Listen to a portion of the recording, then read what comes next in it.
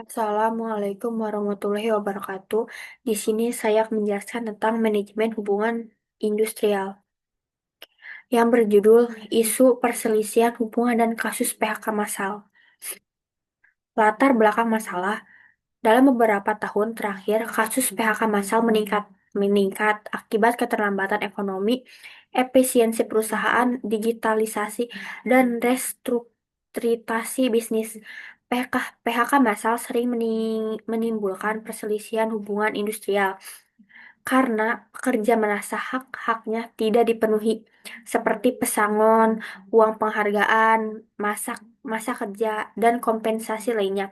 Sesuai peraturan perundang-undangan, PHK bukan hanya persoalan ekonomi perusahaan, tetapi juga menyangkut aspek sosial dan hukum karena berdampak langsung pada kesejahteraan pekerja dan stabilitas sosial.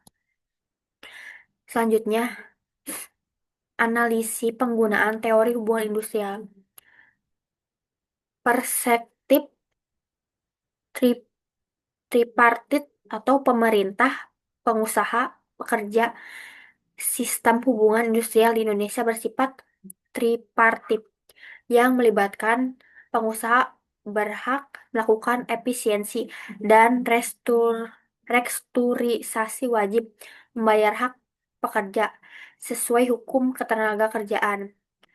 Yang kedua, harus mengedepankan perundingan sebelum PHK dilakukan. Yang ketiga, pekerja serikat pekerjaan berhak mendapatkan perlindungan hukum.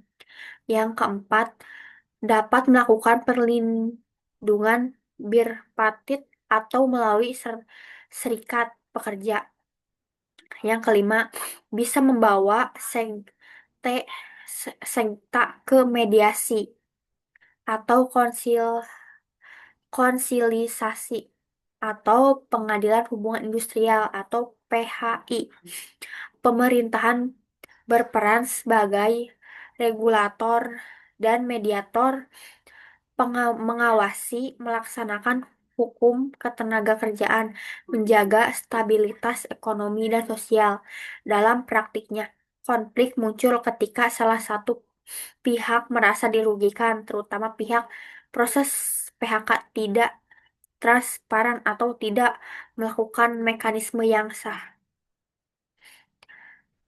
Selanjutnya, dampak PHK massal. Yang pertama, terhadap bisnis, pengurangan beban biaya jangka pendek, risiko reputasi perusahaan menurun, potensi gangguan operasional jika tidak dikenakan baik, menurunnya normal karyawan yang tersisa atau supervisor.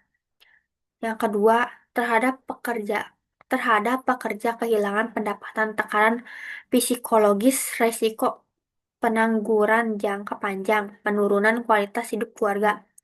Yang ketiga, terhadap masyarakat meningkatnya angka pengangguran, berkurangnya daya daya beli masyarakat, potensi meningkatnya masalah sosial. Yang selanjutnya, solusi dan rekomendasi.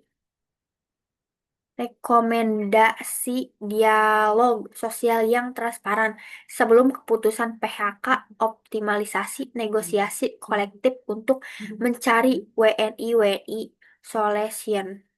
Program reskilling dapat upskilling bagi pekerja terdampak, peran aktif pemerintahan dalam mengawasi dan memberian jaring pengaman sosial. Kesimpulannya adalah PHK massal merupakan isu hubungan industrial yang kompleks karena melibatkan kepentingan ekonomi dan sosial.